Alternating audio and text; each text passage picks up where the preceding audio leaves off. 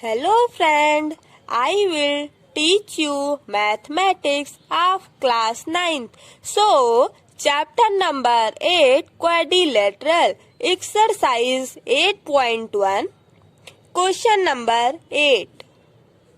You are ready? It's okay. Question number 8. ABCD is a right triangle in which diagonal AC bisect angle A as well as angle C, so that first है ABCD is a square. Okay. Second है diagonal BD bisect angle B as well as angle D. Clear? अब इसमें क्या बोला है, आप पहले एक रेक्टेंगल बनाएंगे. ओके. अब उसमें कैसे बनाएंगे पता है, ABCD देंगे, फिर उसका डायगोनल जो AC है वो बाइसेक्ट किया एंगल A और एंगल C पर. आपको शो क्या करना है कि वो जो रेक्टेंगल हम लोग बनाए हैं वो क्या है, वो ABCD इज ए स्क्वायर. वो जो रेक्टेंगल है वो क्या है, स्क्वायर है. फिर अब यहाँ पे देखो डायगोनल AC बाइसेक्ट किया था एंगल A और एंगल C पर. तो यहाँ पर सेकेंड में क्या प्रूफ करना है, डायगोनल BD जो है वो बाइसेक्ट किया है एंगल B पर और एंगल D पर. ओके. तो चलो हम लोग स्टार्ट करते हैं. अब यहाँ पे देखो ABCD. ABCD ये क्या है, ये एक रेक्टेंगल है, लेकिन हमको शो क्या करना है, ABCD इज ए स्क्वायर. तो इसमें से हम लोग के यूज के लिए कौन सा है, देखो अब यहाँ पे हम लोग क्या करेंगे, डायगोनल्स बनाएंगे AC जो एंगल A पे बाइसेक्ट किया और एंगल C पर. अब सेकेंड वाले में यहाँ पे देखो, सेकेंड वाले में शो क्या करना है, ये जो BD है, ये जो BD डायगोनल्स है वो एंगल D पर बाइसेक्ट किया एंड एंगल B पर बाइसेक्ट किया है. ओके. राइट है. अब यहाँ पे देखो, जब एक बार अच्छा आप ही सोचो, जब ये स्क्वायर है, स्क्वायर तो प्रूफ करना है, जब ये रेक्टेंगल है, ये AC डायगोनल हुआ, जब AC डायगोनल हुआ और ये BD भी डायगोनल होगा. पहले सोचो, डायगोनल होगा, ठीक. जब ये डायगोनल होगा तो एंगल B पर और एंगल D पर ये भी बाइसेक्ट करेगा ना, तो यही यहाँ पे प्रूफ करना है. ओके. अब यहाँ पे देखो, आप लोग लिखोगे क्या, AB पैरेलल है किसके, AB जो है वो पैरेलल किसके दिख रहा है, CD के. ओके. और यहाँ पे देखो AC, ये जो AC है ये ट्रांसवर्सल है. AC is a transversal.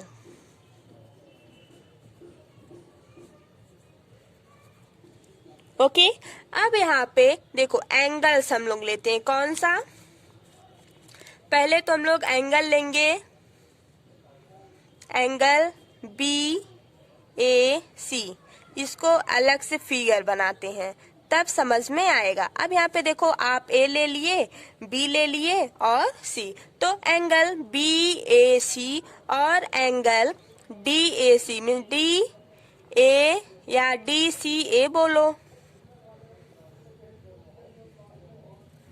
ये C है, ये D है और ये A है. दिख रहा है, एक अलग अलग दोनों ट्रायंगल है. ओके. अब यहाँ पे एंगल लो, एंगल BAC मीन्स ये वाला BAC इक्वल है किसके, एंगल DCA के. एंगल DCA क्यों इक्वल है, क्योंकि अल्टरनेट एंगल है. Alternate angle. अच्छा एक बात बताओ, जब ये और ये एक दूसरे के पैरेलल लाइन है, ठीक है, जब ये ऐसे कट करती हुई गई तो ये वाला लाइन इस लाइन की इक्वल होगा ना. क्यों होगा, क्योंकि अल्टरनेट एंगल जो होता है उसका अपोजिट साइड आर इक्वल. तो इसलिए अगर ये एंगल 1 होगा तो ये एंगल 2 है. ओके. तो एंगल 1 इक्वल होगा एंगल 2 के. बिकॉज क्यों इक्वल होगा, क्योंकि अल्टरनेट का जो अपोजिट साइड होता है वो इक्वल होता है। इट्स ओके, ठीक है। अब यहाँ पे देखो, तो आप यहाँ पे लिख सकते हो अल्टरनेट एंगल्स, अल्टरनेट एंगल्स। अब यहाँ पे देखो फिर से angle BAC, angle BAC equal हो गया एंगल DAC के। ये वाला क्यों इक्वल हुआ? इसलिए इक्वल हुआ क्योंकि AC बाइसेक्ट, AC ये जो AC है वो इसमें भी बाइसेक्ट किया और इसमें भी बाइसेक्ट किया। एंगल A दोनों में कॉमन है, ऐसा गिवन है क्वेश्चन में।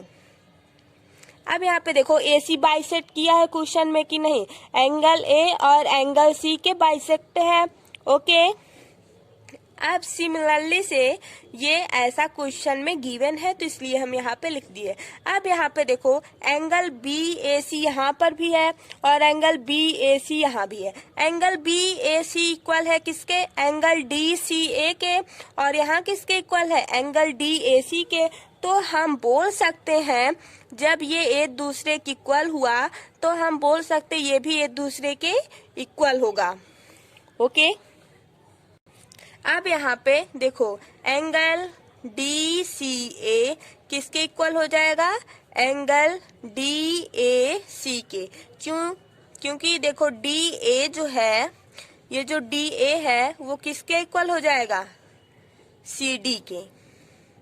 ओके, अब यहाँ पे देखो ये क्यों हुआ? क्योंकि अपोजिट साइड इक्वल होता है। यहाँ पे आप लिखोगे अपोजिट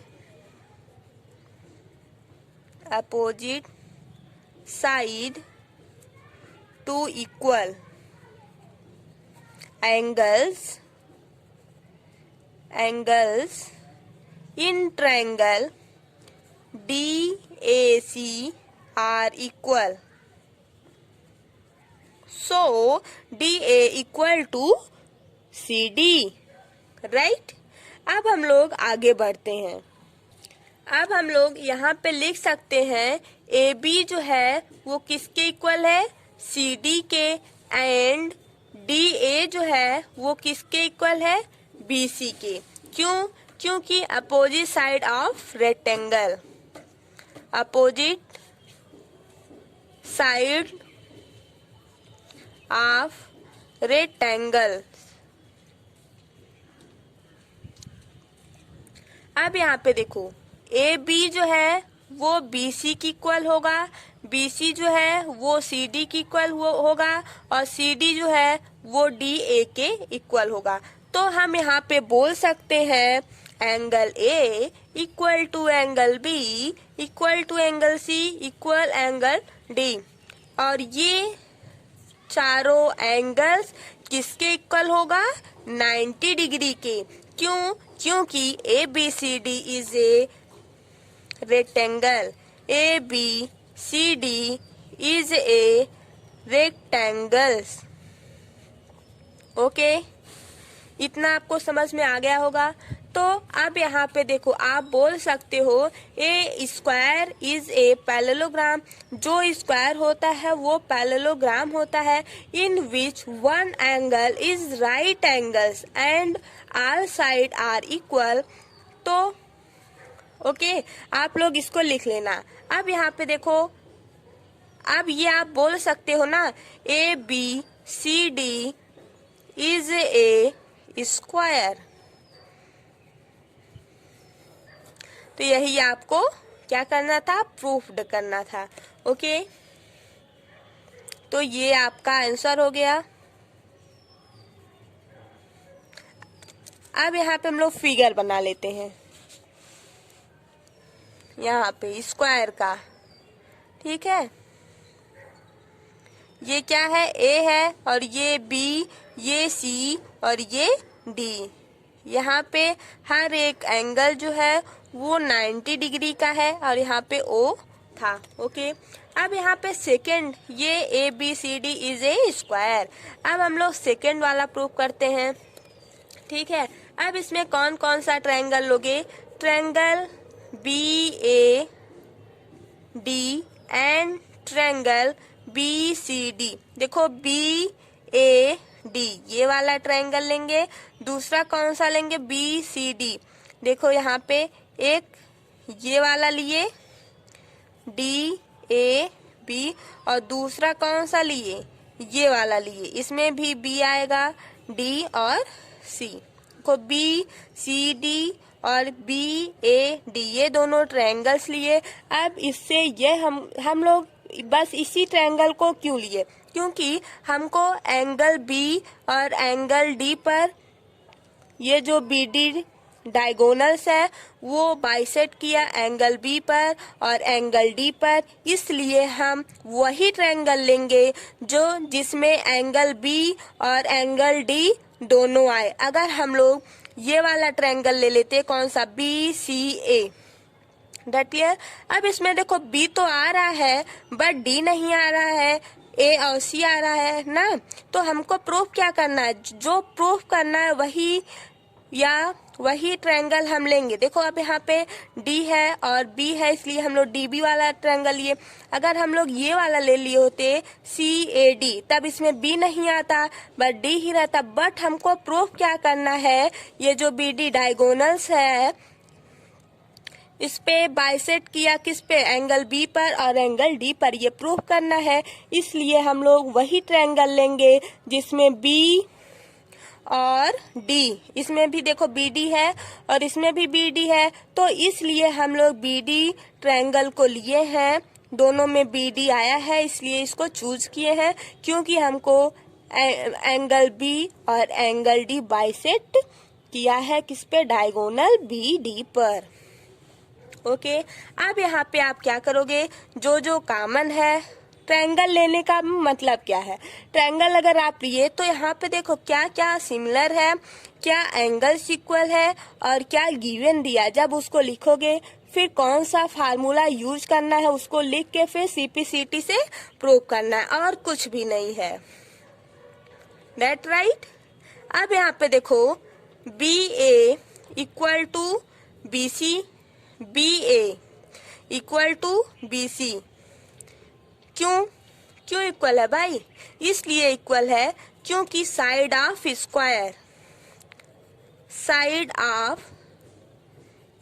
स्क्वायर। अब यहाँ पे आप बोलोगे ये जो है ये तो स्क्वायर नहीं था, ये रेक्टेंगल था, बट आप प्रूव क्या किए हो, A B C D is a square. अब ये स्क्वायर हो गया है, नॉट फॉर रेक्टेंगल, ये रेक्टेंगल नहीं है, अब ये स्क्वायर हो चुका है, तो हम लोग स्क्वायर की बात करेंगे।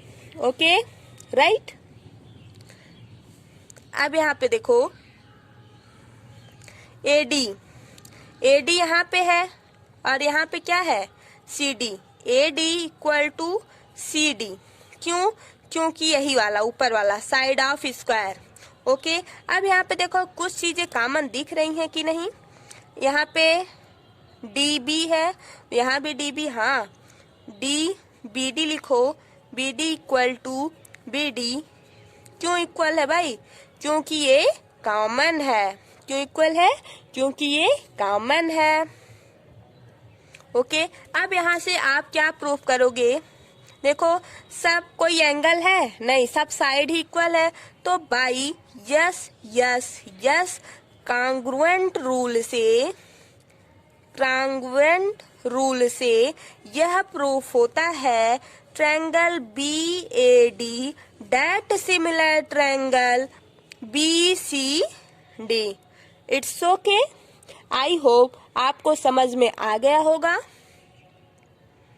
तो आप यहाँ पे कह सकते हो angle A B D equal है किसके, एंगल सी बी डी के। अब यहाँ से by C P C T से आप यह कह सकते हो angle A D B equal है किसके, एंगल सी डी बी के, राइट। अब यहाँ पे देखो